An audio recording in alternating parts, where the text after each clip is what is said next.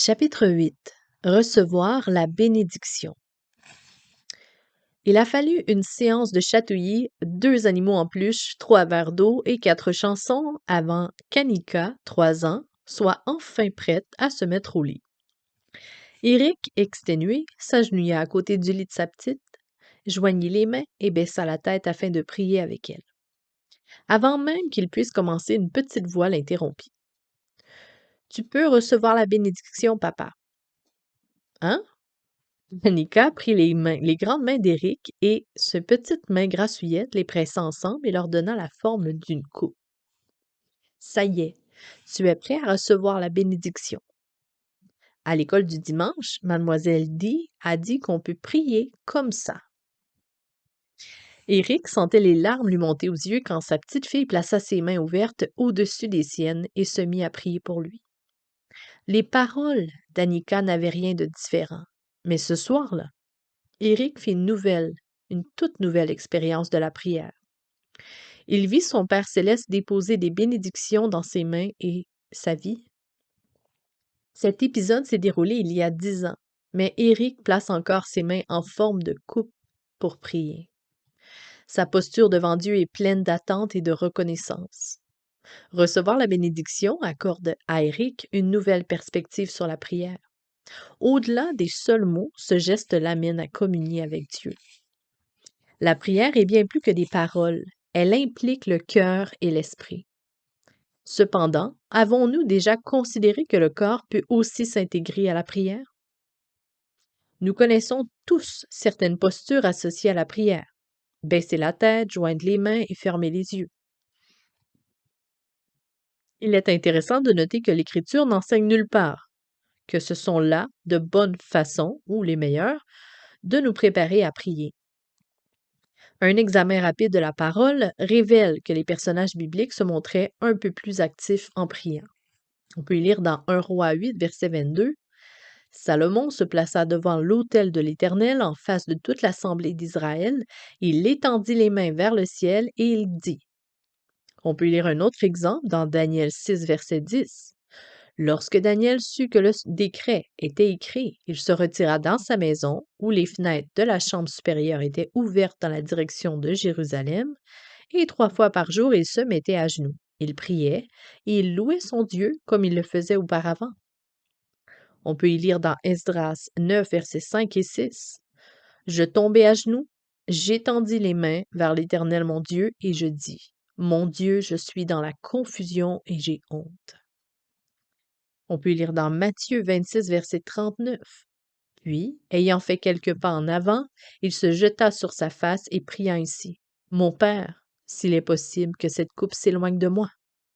Toutefois, non pas ce que je veux, mais ce que tu veux. » En Acte 6, verset 6, ils les présentèrent aux apôtres qui, après avoir prié, leur imposèrent les mains. En communiquant avec Dieu, nous vivons une expérience intime et émouvante qui engage le cœur, l'esprit et le corps. La position que nous adoptons et les gestes que nous faisons durant notre prière donnent plus de profondeur à nos échanges avec Jésus. C'est ainsi que Dieu nous a créés, tout simplement. Les scientifiques affirment que le corps et le cerveau sont reliés d'innombrables façons. Il y a même un lien fort entre nos émotions et notre corps. Dans le livre Teaching with the Brain in Mind, enseigné en tenant compte du cerveau, Eric Jensen mentionne des recherches sur le cerveau qui jettent une lumière sur le lien qui existe entre notre état physique et ce qui se produit en nous. Jensen affirme la partie du cerveau qui est responsable des mouvements est la même que celle qui est responsable de l'apprentissage. Il ajoute que la relation entre le mouvement et l'apprentissage est si étroite qu'elle imprègne toute la vie et que nos émotions s'intègrent à cette relation. Par conséquent, lorsque nous parlons à Dieu de ce qui nous afflige, notre corps extériorise les émotions ressenties ou il réagit. Notre position démontre parfois nos émotions presque de manière subconsciente, comme lorsque nous tombons sur nos genoux devant Dieu dans une soumission complète. Quelquefois, nous choisissons une position qui nous aide à mieux apprécier un aspect de la nature de Dieu. Pensons par exemple au fait de garder les yeux ouverts pour regarder un merveilleux coucher de soleil afin de mieux communier avec notre Créateur. Une position adaptée à la prière pour nous transformer quand nous nous tenons devant notre Père céleste. Elle peut nous permettre d'entendre la voix de Dieu d'une nouvelle manière et de nous présenter devant lui avec un cœur droit. Prendre une position appropriée à la prière peut également replacer nos problèmes dans les mains de Dieu, là où ils devraient être.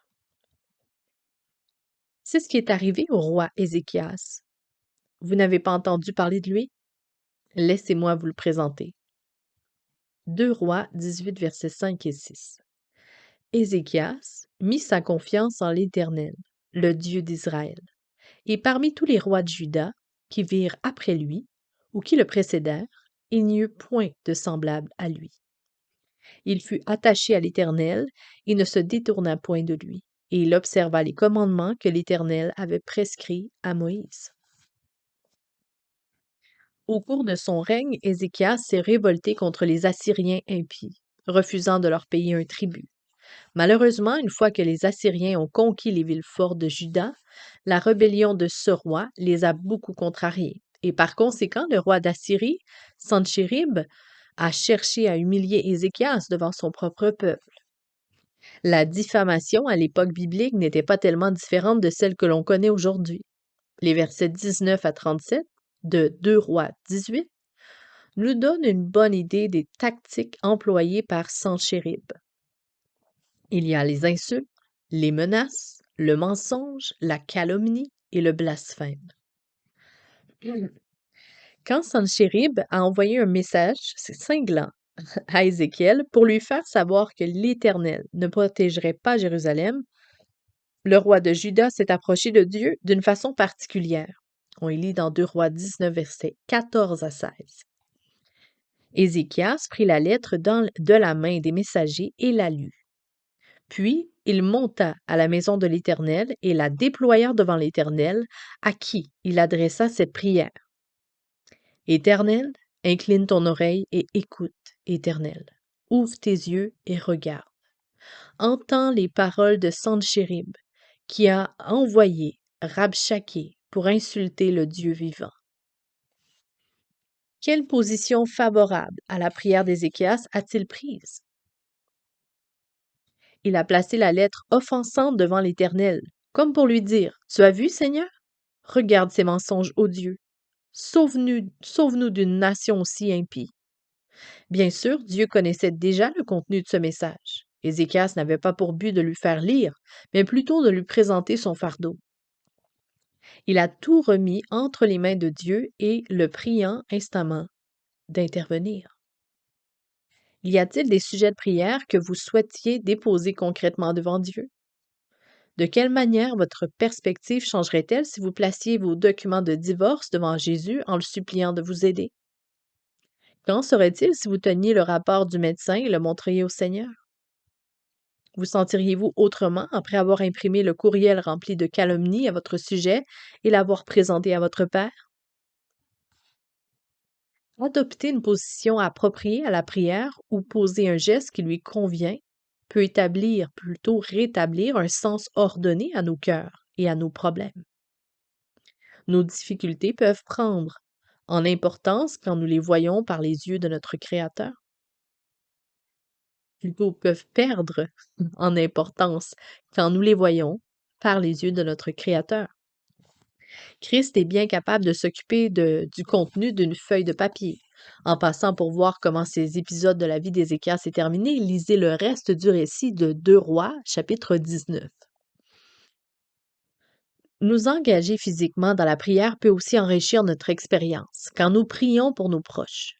Dans le passé, ma famille a fréquenté une église où, lors de la présentation d'un bébé au Seigneur, toute l'assemblée étendait la main en direction de la nouvelle famille, en guise de bénédiction. Imaginez les sentiments des nouveaux parents en voyant que toute l'assemblée, les membres de la famille de Dieu, leur tenaient la main pour les bénir et prier pour eux. Vous avez peut-être posé la main sur la tête de quelqu'un en vue de le bénir pendant que vous priez. Quel effet ce geste a-t-il produit sur votre cœur, sur le cœur de l'autre? Votre toucher peut leur avoir fait sentir la main aimante de Jésus durant votre prière. Anthony Showalter enseignait la musique en Alabama, USA. Un soir, il a trouvé dans son courrier 2 lettres qu'un ancien étudiant lui avait écrites. Comme il parcourait la première, il ressentit un grand chagrin pour son auteur, un jeune homme de la Caroline du Sud qui lui annonçait le décès récent de sa femme. Anthony mit cette lettre de côté et ouvrit lentement la deuxième. Comment était-ce possible? Un deuxième jeune homme pleurait également le départ de sa femme. Anthony s'arrêta, au cœur lourd, peinait à trouver une façon de consoler ces deux hommes brisés qui traversaient une période aussi ténébreuse. Comme d'habitude, il prit sa Bible pour y puiser du réconfort. Il y lut Deutéronome 33, verset 27. Le Dieu d'éternité est un refuge et sous ses bras éternels est une retraite. Ces paroles sont restées dans son cœur longtemps après qu'il eut répondu à ses anciens élèves. Il voyait dans ses bras éternels une grande puissance sur lesquels s'appuyer dans un moment de détresse. Prenant papier et plume, Anthony se mit à écrire le refrain de ce qui deviendrait le cantique bien connu « Leaning on the everlasting arms », prendre appui sur les bras éternels. Et une strophe va comme suit « prendre appui, protéger de tous les dangers, prendre appui sur les bras éternels. » Prendre appui constitue une autre position appropriée pour la prière, manifestant la confiance. Imaginez-vous en train de poser la tête sur un oreiller ou de vous appuyer contre un mur quand vous prenez appui sur le bras de votre Père. Faire participer le corps à la prière peut nous encourager à nous remonter le moral, à inviter nos amis à se joindre à nous dans cette pratique et leur permettre de ressentir ainsi la présence de Dieu pour transformer leur cœur. Ouvrez vos mains, ouvrez votre cœur, levez vos mains, élevez votre esprit, agenouillez-vous et renoncez à l'orgueil. Recevez la bénédiction que Dieu désire verser dans votre vie. Prière du jour. Réfléchissez à l'un de vos sujets de prière. En priant à ce sujet, quelle position pourrait vous aider à ressentir la présence de Dieu? Par exemple, si vous priez pour un ami qui a perdu son emploi, vous agenouiller pourrait vous remémorer que Dieu est bien plus grand que cette situation accablante. Ou encore, si vous priez pour un proche qui est malade, élever les mains pourrait vous rappeler que notre Père céleste relève ses enfants quand ils tombent. Exercez-vous à adopter diverses positions dans la prière et revitalisez ainsi vos conversations avec Dieu. À bientôt.